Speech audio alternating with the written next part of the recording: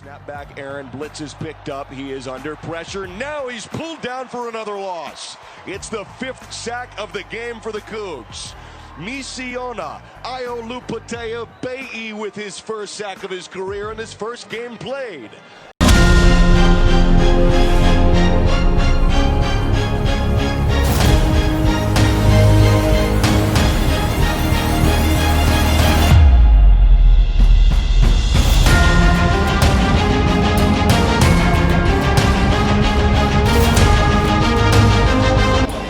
Misiona Aiolupotea out of Washington State, a defensive tackle born in Wellington, New Zealand. And a career-high 7 tackles against Air Force in the Cheez-It Bowl, nicknamed the Missile by former Colorado coach Dan Hawkins, who saw him play in the Down Under Bowl a few years back.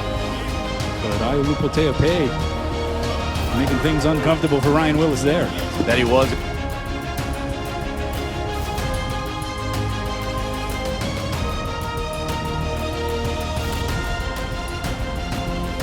How are you anyway, man? Yeah, good, man. Just chilling. I'm in Auckland right now, so I'm just chilling right now. Yeah, no, that's awesome, man. Are you looking good, man? Appreciate it. I just thought I'd jump on it because man, I've been watching your journey, man, since high school. Ever since you started playing for Stingrays, I've been following along. I'm wishing you all the best, but Appreciate it, bro. I just sort of I guess I'm training a few younger athletes now, and I guess thought, I guess they could really get some benefit from getting some advice or some different points of view from someone like yourself who's sort of been there and done that now, you know what I mean? Played at a very high level now, and I guess thought sort of pick your brain a little bit and see the differences between Australia and over there and stuff like that. And maybe there's a kid that might watch this or tune into this and think have the same sort of dreams or visions that you sort of had, and maybe that'll sort of help a little bit, you know what I mean? So I just thought could be a little bit of a good idea. Of course, brother, of course. Nah, that's awesome, man. So what are you up to right now? Are you just back from the States, are you, or in New Zealand, or? Yeah, literally just got back from the States, so I'm in quarantine right now. So right. 14 days. Yeah. Yeah, so I'm in a hotel. I leave on Thursday. So, okay. Yeah, just pretty much just been chilling, relaxing, letting the body rest. Yeah. Yeah. Nah, that's awesome. Too much. Yeah, that's awesome, man. I guess I won't tell too much of your story. I've been following along, and I know you started out in the GQ sort of over here, and Yep. I guess for anyone who is watching this and doesn't know, it's the Queensland Gridiron League here, eh? Yep. And then you went to JUCO, and then obviously onto Division 1, which is awesome. So do you want to just I don't know, just give us a little bit of a rundown of your journey, and how how that all came about, and the different levels and things like that? Yeah, most definitely. So it pretty much began at Kibra, when we met. Yeah. Man, I don't know if you remember, but that South Coast tournament. Oh, yep. How you had, so pretty much it was from then on. That's when football came into the picture, because I don't know if you remember, we had the A's, B's, the trials. Yeah, yep. Yeah, and for Kibra, not for South Coast. Yep. And so so I thought, for me, I felt like I wasn't given the best opportunity. Yeah, for sure. To play. So yeah, I pretty much that's how I started playing football, because I felt like I didn't really get that opportunity, and then so tried rugby union. Yep. And then so played a little bit of rugby union, and then I thought I'd just go play some football for just for fun. Yeah. So I went down to the Gold Coast Stingrays. Ended up playing there. So played there for a year. Done pretty well. Yep. Then got selected for the Queensland team. Yep. And then we won that tournament and got selected for the Australia team after that. And then to qualify for the Gridiron World Cup under 19s. Yeah, right. And then so I played in the Australian team, and then I played all right in that too. And then after that game, I got my first 2 offers to go to America. So I got 2 full to the University of Charleston and the University of Addison and Broadus, and they're Division II schools. Oh, right, yeah. But I wasn't too familiar with the academic aspect of things. Yeah, so right, yeah. Hence having to go to junior college. Oh, okay, yeah, right. And then that's how I ended up going to junior college. Chose to go to California. Yeah. Because it was like one of the best junior colleges in the country. Yeah, right. And still is. And so went there for 2 years, played, and then got a few offers, and then I ended up choosing Washington State, and then transferred out. Yeah, that's awesome. Like when I saw you were playing Div 1, man, I was like astounded. I was like, far out. Like this guy's done it. Like he's gone from like, you know, high school over in like the Gold Coast, or like even before that, New Zealand, eh? And then you know, he's over there playing like with the big boys now. Like so that was awesome, eh? Like to me, that's sort of like, you know, like whether or not like you play like professionally or anything, like to me that you sort of made it, you know, like you went and played D1, like the guys over there like play their whole lives just to play D1, and like I feel like you know, the level over there, like with all the crowds they get and stuff like that, like it's a lot even more professional, some might say, than like say like NRL over here, you know what I mean? And it's just college, so that's awesome, man. How did you what were the different levels like from like when you went from like GQ and like Stingrays, like to, and then to JUCO and then to Div 1, like how did the levels sort of vary? Like obviously like Div 1's awesome, but like over here, do you think like is it like easy, hard, like, and then JUCO? So what's the different levels like? So in Australia, I'd say like you're playing in Australia, like it's fun. It's a great competition. Yeah. But it's more like it's basically just for fun. You know what I mean? Like there's certain guys out there. You know, those guys that show up to practice early, that leave practice late. Yeah. You know, that are constantly on that grind. Yeah. But really, it's you practice 2 days a week. You play on Saturday. Yeah. So it's more like, I would say like backyard football, low key. Yeah.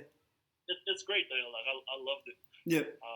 But going from Gridiron Queensland to America was crazy, because so in Australia, you know, you're playing with guys, you know, that from 18 all the way up to old fellas, you know. Yeah. When you go to America, they're all young guys, like guys my age. Yeah. Ready to ready to get to that next level. So, and there's guys from all around the country. My college is like one of the best. Like they won the national championship last year. Yeah, that's awesome, man. So like that junior college has a lot of competition. So 150 people come in just for, and this was at the start of fall camp. Yeah, so right. For my position, I played D lineman, and we had 3 guys on the field at one time. So we only had 3 guys on the field at one time for my position alone, and there were like 37 of us. Far out. So that shows you like how much competition there is. Yeah, just for sure. That level. And then so, are you familiar with Last Chance U? Yeah, I watched that. Yeah, I watched all the series. Yeah.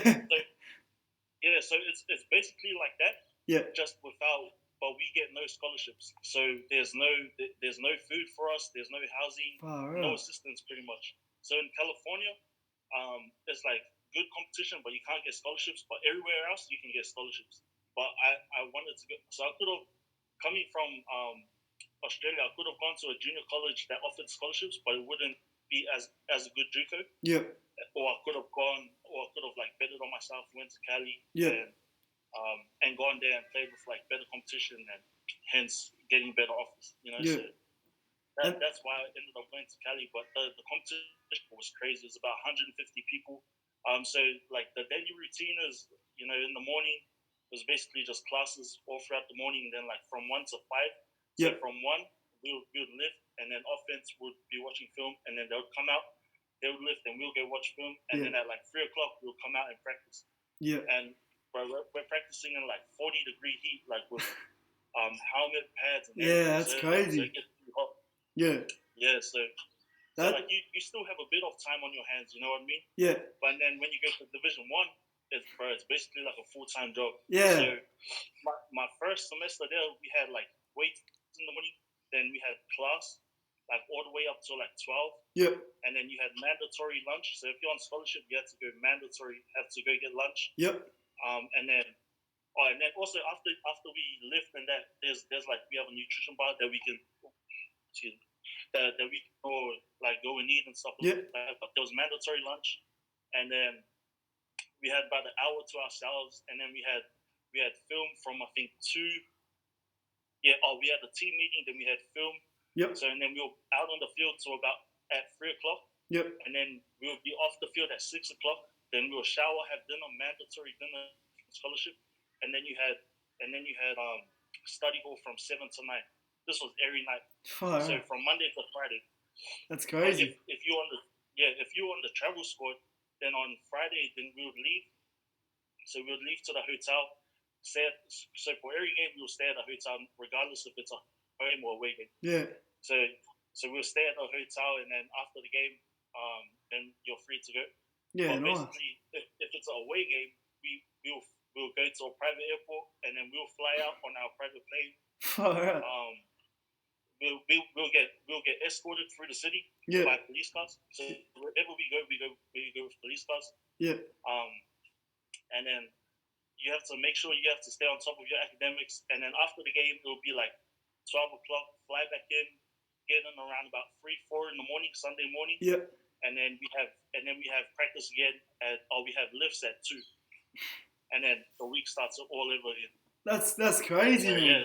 That's honestly that's awesome, man. Like that's a mad insight into like how it all works over there. And I guess like that's what I was trying to say before is like I guess like people over here they don't really understand like I don't know much about it either, but I just like when I saw you made it, I was like, wow, like that's outstanding because like I guess like people over here they don't have the same idea. Like they think, oh, it's not like the NFL or whatever. But like you said, when you played JUCO before you went D1, like you didn't have a scholarship or anything. Like that must have been extra hard. You know what I mean? You're coming from like overseas from another country, and then like you said, like you don't get all that stuff provided for you like you did when you went D1. So like I can't even imagine like how hard that would have been for you, like to try and push through, and you still made it through. You know what I mean? To go D1, like you didn't come back and give up. Like I know, like it would have been so easy to be like, oh, stuff this. I'm just gonna go head back home and play footy again. But you pushed through, man. So like I was like astounded when I seen you went D1. Like I was like, wow, this guy's got something special, man. Appreciate it, brother. Nah, that's all good. What you were saying, like D1, like all the schedule and that, like how it's real hectic like that. Like, I guess like, do you have like many coaches like to a team and stuff like that? Yeah, man. There's a coach for every position. So there's literally I can't even tell you. I'd say probably like roughly 20 coaches, roughly. Yeah, right. So there's a coach for every position. So there's a head coach, and then there's a defensive coordinator, offensive coordinator, and then there's every position coach, and then they will have assistants. So yeah, that's crazy. And like, how many like obviously I'm interested in like strength and conditioning and stuff like that, but how many like strength and conditioning like staff do they have for like sort of one football team? Like, is it a handful or like? So at junior college, so there's not as much money in junior college compared to Division 1. Yeah. So at junior college, we had like our home crowds were like 500 people. Yeah. And we had one, and our defensive line was our strength and conditioning coach. Oh, yeah. When I got to D1, we had, I would say, there was about 7 of them. Far out, yeah. Seven strength and conditioning coaches, and then there was a strength nutritionist. Yeah. And then she had assistants as well. Yeah, that's crazy. And this is specifically for the football team. This isn't involving other sports. So every sport has their set teams. Yeah. And do you feel like, because that's awesome to me, but like, do you feel like you guys were looked after, like coming from an athlete coming from Australia and playing footy through the ranks here, and then going over there? Do you feel like you're a lot more looked after and cared for as an athlete over in the States? Oh man, like 100%. Yeah. I was watching the NRL the other night, and like our facilities. So we're not even professional, right? Yeah, We're a collegiate team. Yeah. And our facilities, like in my opinion, we're better than like the NRL. Oh, 100%. Yeah. It was the Penrith Panthers playing it, and they showed the locker room, and I was like, "Damn, this is their locker room!" Like, Yeah. I was shocked. And that's the premier facility what Panthers have got. Yeah. And Like over here. Yeah, exactly. But then, like for our facility, we had 5 levels, right? Yeah. So on the bottom level was the locker room. We had showers, bathroom. We had a game room. We had a media room. On the second level, it was the weight room. Yeah. The floor alone in the weight room was like $4 million because it's got springs in it. Yeah, right. So like when you walk when you do weights and that and it bounces off the ground, like, it won't break it. Yep. The third level was the what's it called? Like the doctor's room. Oh, I forgot what it's like called. the medical staff and all that. The medical stuff. Yeah. So and we had a bunch of tables, normal tanks, and all that, and then we had a cold bath, hot bath, and then we had an underwater treadmill. Yep. So you can see how you run. Yep. And then we also had a ice bath on the bottom level as well. Yeah. And then on the fourth level was all the meeting rooms and our cafeteria for the student athletes. Yeah. And then on the fifth level was like where you could do your homework, and then that's where all the coaches were. So like we never had to leave. So we were taken care of. Like if you had an injury, like there was a 24-hour line that you could call. That's it, eh? Yeah, I feel like it's probably going off track a little bit, but like over here, like I feel that's why there's so many injuries like over here in Australia, is because like everyone wants like the 5-star like freak athlete, but you know, I guess money comes into it. There's a lot more money over in America, but like no one's willing to invest in athletes over here. Like you look at you guys, like you know, you got the 5-star facilities, like all these qualified coaches. Over here, it's like there might be one coach, one S&C coach to a team, and then like no one's willing to invest that extra bit into the athletes here. Like, and I guess like it hits over me because like when you sort of finish uni over here, like and you go into the profession that I'm sort of starting to get into now and have the degree I have and stuff like that, it's like you can do 3-4 years at uni and come out no job because like you know they don't really see it here, but they want that 5-star athlete, but they don't want to invest and like pay their staff. It's all they want to get volunteer works in. But you said like teams have like 7 S&C coaches to a team. There's 7 jobs right there for one team, you know what I mean? But over here it's a lot more scarce. So like you sort of have to build up.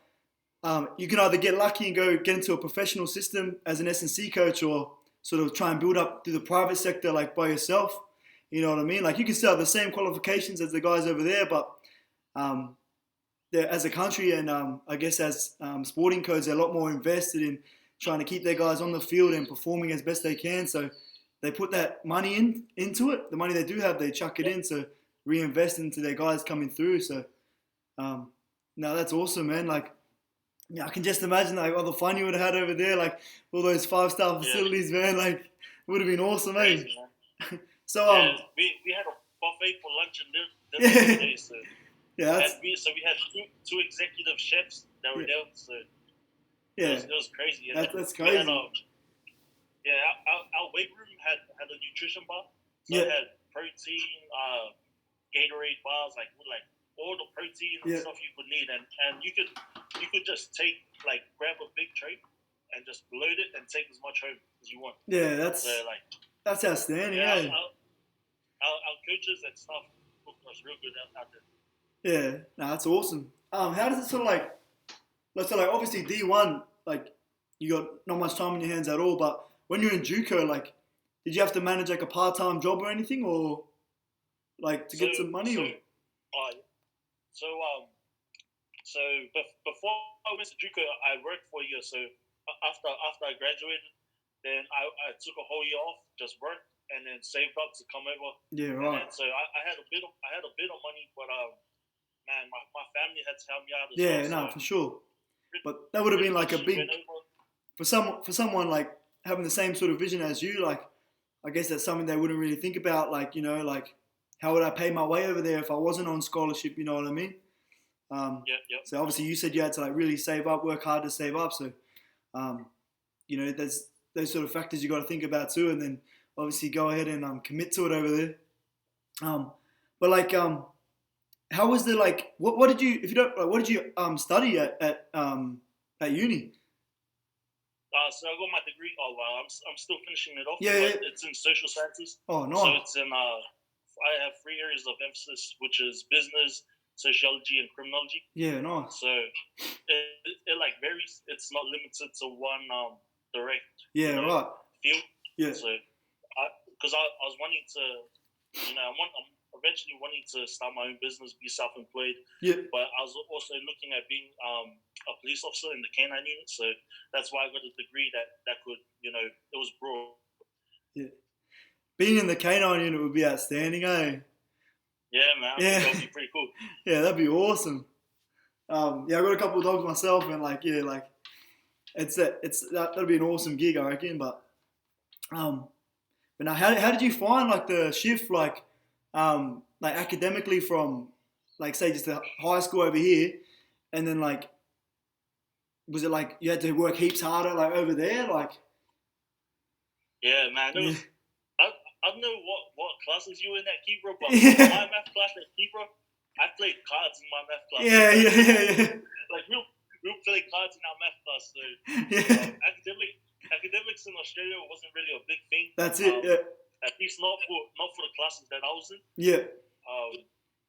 But going to junior college, man, it's crazy because if you don't pass, you don't play. Yeah. Because you have to have good grades to be on the field. So, man, there was we had like a lady, and she was our academic advisor, and she would advise the whole, like, all athletics, and there was only 3 of them that done that. Yeah. So they would help out, get us tutors and things like that. But when I went to Division 1, they had like, we had free tutors.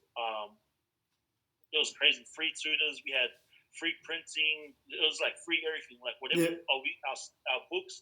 Paid. Like my first semester at Washington State, I was so surprised because my books came up to like $800. Oh yeah. And I didn't even have to pay. I didn't have to pay a cent. So yeah, that's awesome. I was just shocked at like how how much difference there is between the 2 levels. So. Yeah, nah, for sure. And then like I guess like going back to like sort of sport, sort of like with your football, like. Is it like very like over here, like I know with footy and stuff, like it gets very like political and stuff like that?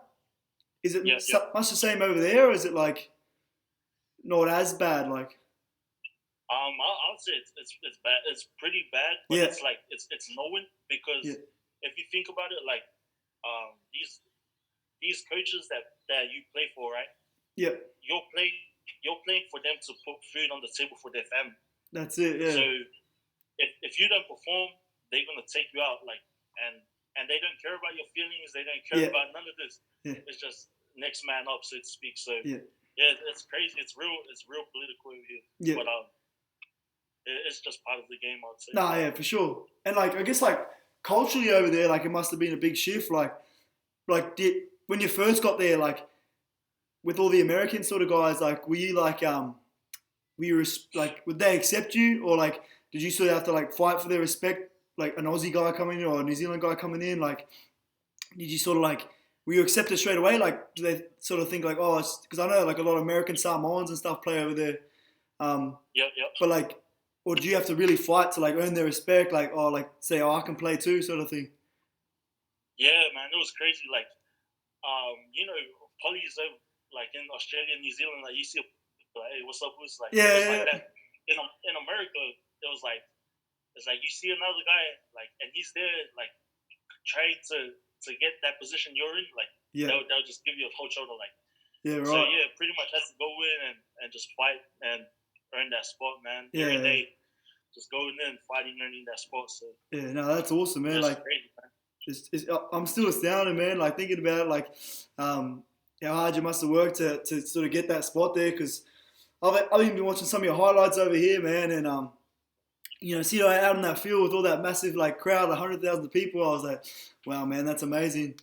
But it's a real credit to you.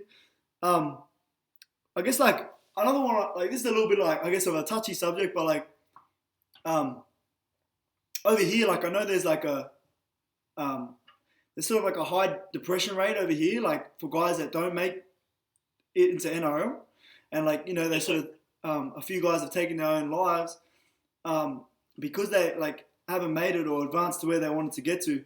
And I don't know, it's just because I'm not in America, I don't see the news and stuff like that, but it just seems like there's not really that issue like over there. Like, do you think it's because like they have their academic sort of stuff to fall back on, like, and they have another career in mind, or is there actually that depression as well over there if guys don't make it? Or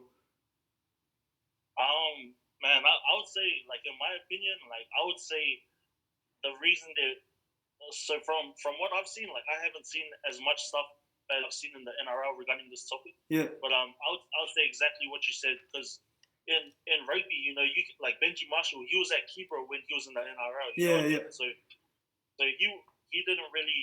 I'm not too familiar with what he's done off the field, but yeah. But you know what I mean? Like, he went straight from high school to NRL. Yeah, for sure. In football, you have a degree, so you always have something to fall back on, as you said. So yeah. I would probably say that's why, because football isn't the only way we're seen, I guess. Because, like, we do a lot of things off the field as well, like voluntary work and stuff like that. Yeah, you're so right. I don't know. That's just my guess. To say, that's probably why. Just because there's something to fall back on. Yeah.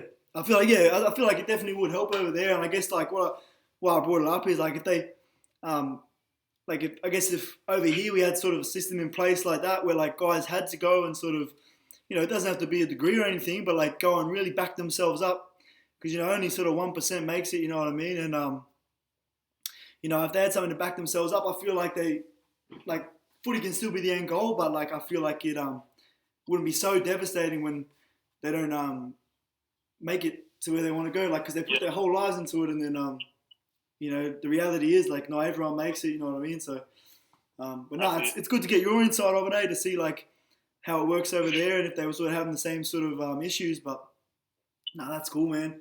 So what are you up to now? Like because I noticed like the NFL draft was just going. You were in that, eh? Yeah, so when you're a senior, you automatically get put in. Yeah, right. So I didn't get picked up by a team. So I was gonna go play in the CFL, which is the professional league in Canada. Yeah. I was gonna ask you about that because I saw like a few articles come out about you, like, oh, you might go over to CFL, and I was like, oh, okay, like that's another like awesome option, eh? Like in case you don't make it over there, like, you know what I mean? So is that sort of what you're heading to now, or like? So still up in the air right now because I've been in talks with the NFL, like international, because usually every year the NFL has like camps and stuff like that, but due to coronavirus, you know, like that pretty much eliminated that for me. So so after that, then I was just kicking back, looking at my options, talk to a few teams from the CFL, and then I also got hit up by the NFL as well, so NFL International. So are you familiar with Jordan Mailata? Yeah. So the program that him and Valentine Holmes were in. Is that IMG Academy? Yeah, so exactly. That's so I'm in talks with that program. Oh, awesome. I'll find out in November if it will be the NFL, but if not the NFL, then I've got options to go to the CFL. Yeah, that's awesome, eh? Like Sure. It's good that like obviously like you're still pushing for NFL and like like I reckon you have a real good chance, eh? But like if that CFL, like you got that CFL option, that's awesome as well, eh? When you're at uni, like, and you had that big schedule, like, because you got to study for classes and like study the playbook and stuff, eh? Yep. How'd you go about like fitting all that in? Like, was that pretty like hard or like just no sleep or what? Man, it's crazy, man. Like, so for me, I procrastinate hella. So I like let other things last minute. Yeah. But like in regards to academics, but for football, like that I was always on top of all my plays and stuff like that. But it was crazy because like every new week we would have so at the start of the season we'd have like a bunch of plays that we would install. So just say 50 plays or so. So every week we'll have like 50. So at the start of the season we have 50 plays, and then So every week that we play a different team, those plays will change. Yeah. So you have to like refresh, what you learned before, and every week is just keep on refreshing like that. But in regards to academics, I just like when we would travel, I'd be on the plane writing my essays and stuff like that. Wow.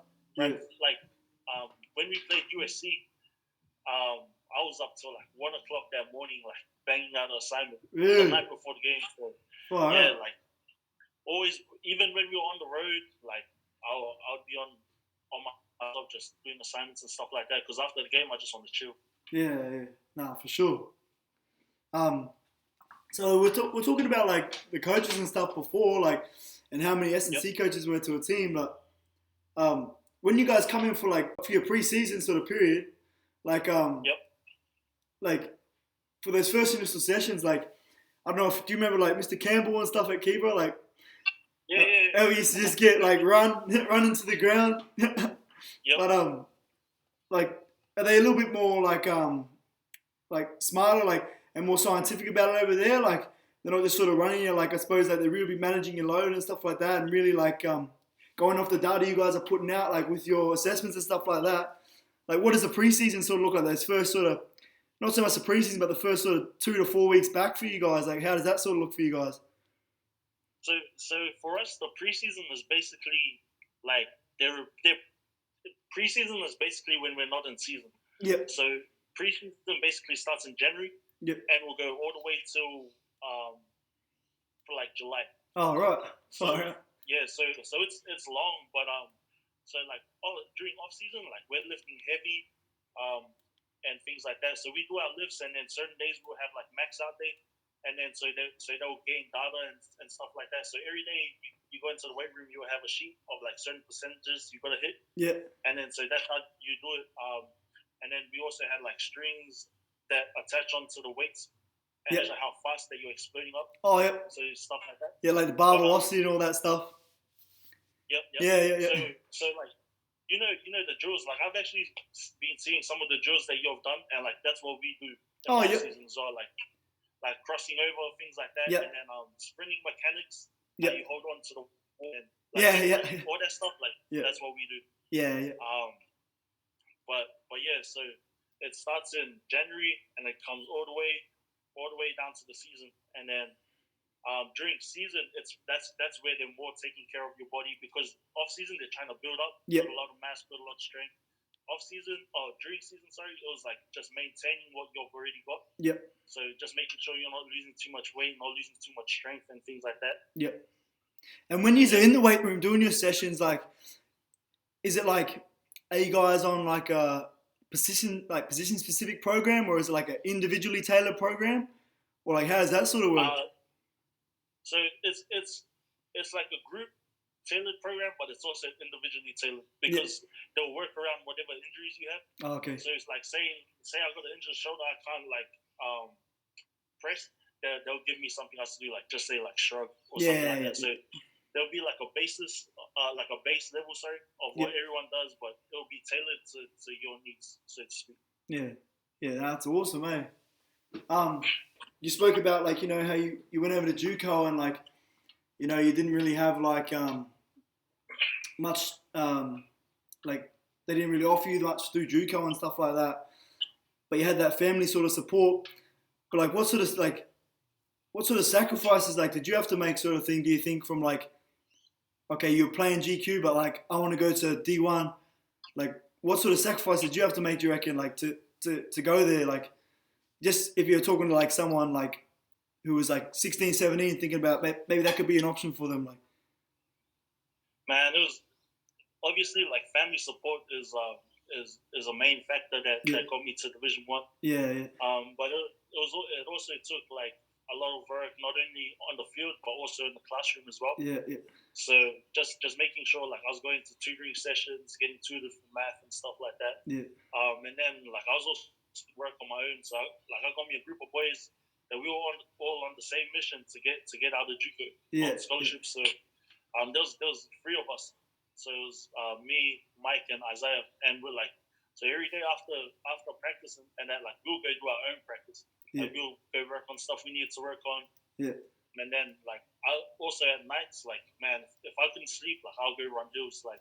Yeah. So it just, I feel like it takes like a lot of belief in yourself. Like I seen a quote, it was like chasing a dream that no one else sees, because like only I saw that vision of myself of wanting to play D1. Yeah, for sure. Like, man, I don't.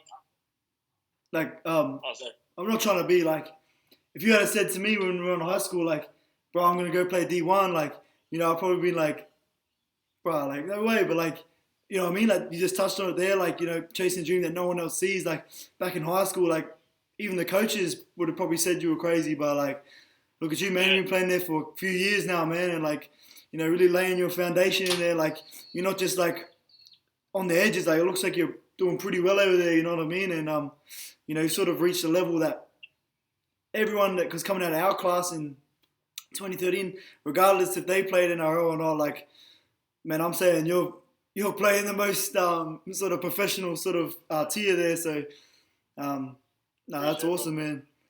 I guess like lastly, like, what do you if you were talking to like a guy, like, what advice would you give to like a younger your younger self, like playing for Stingrays, like wanting to make it out, like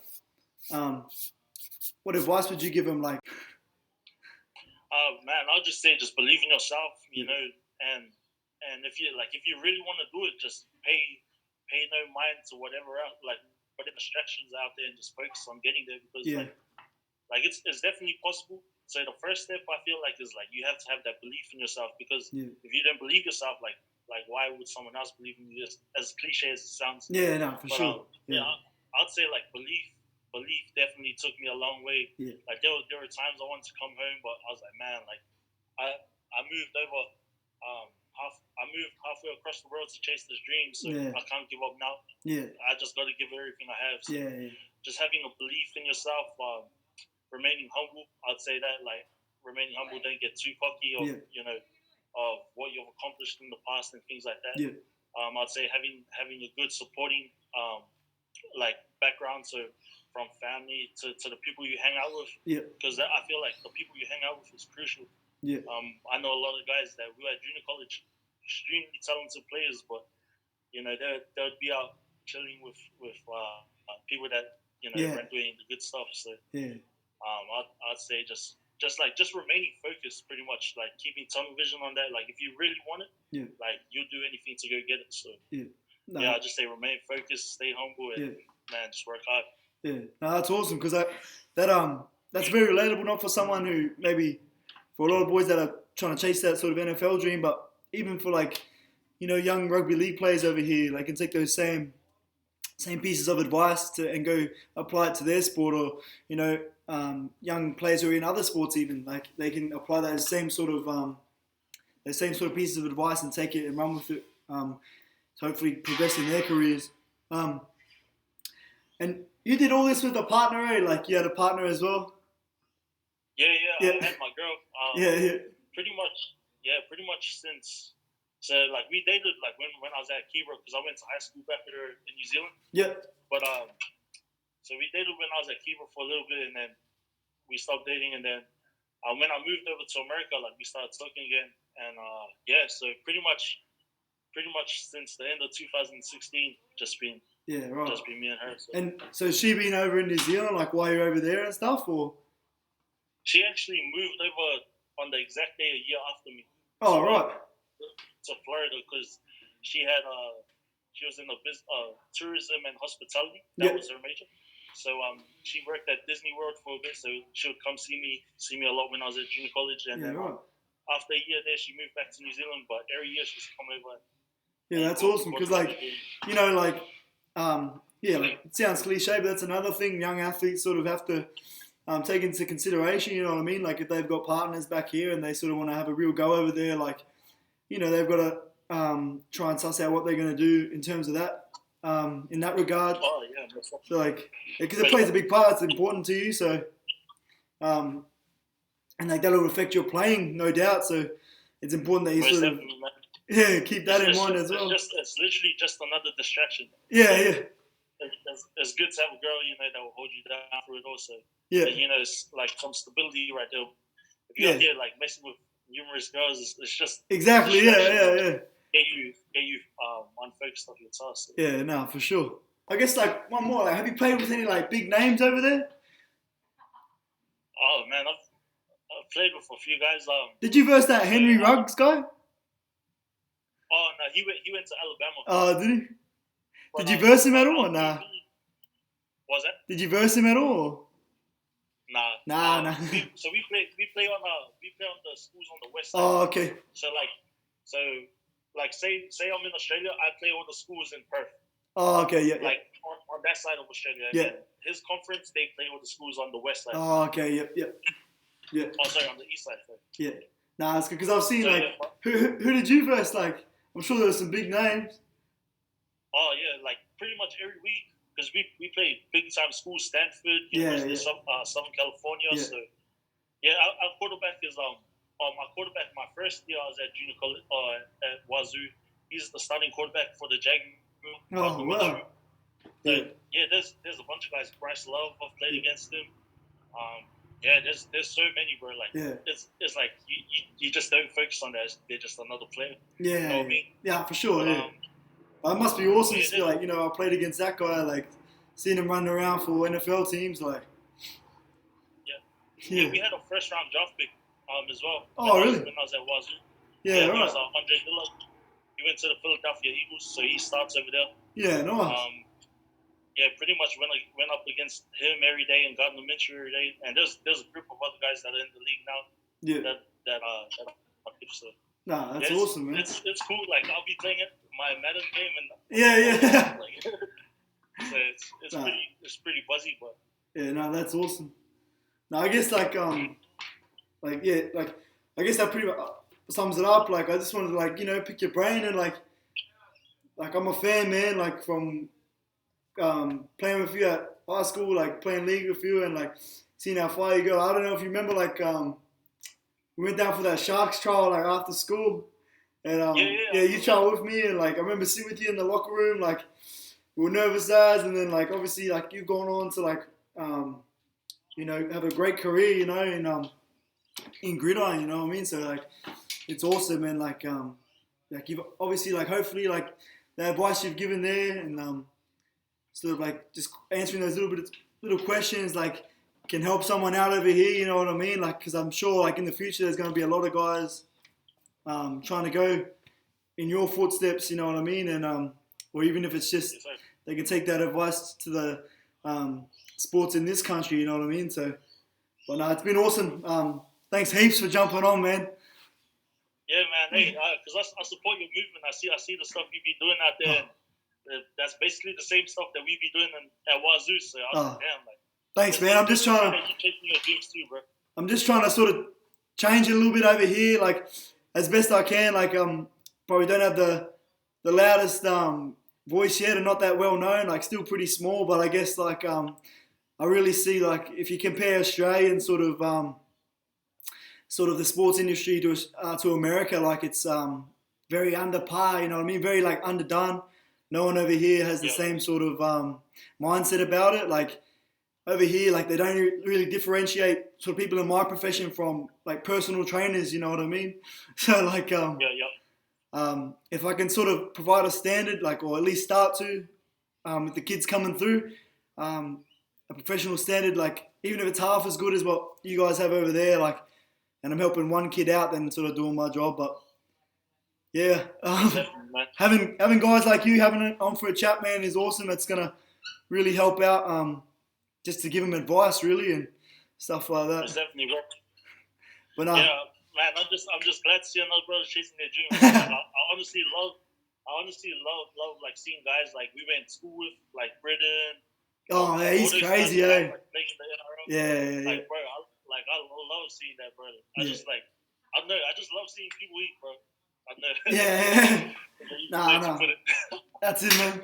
But I've seen like I've said it a million times, but like honestly, seeing you like, I guess because I know where you came from, you know what I mean? Like to get to where you are now, and like even when I was a young guy, like going through high school, I used to like always watch, you know, like college games, like.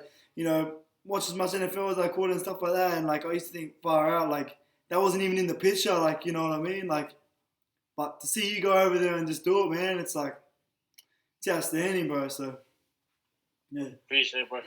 All good.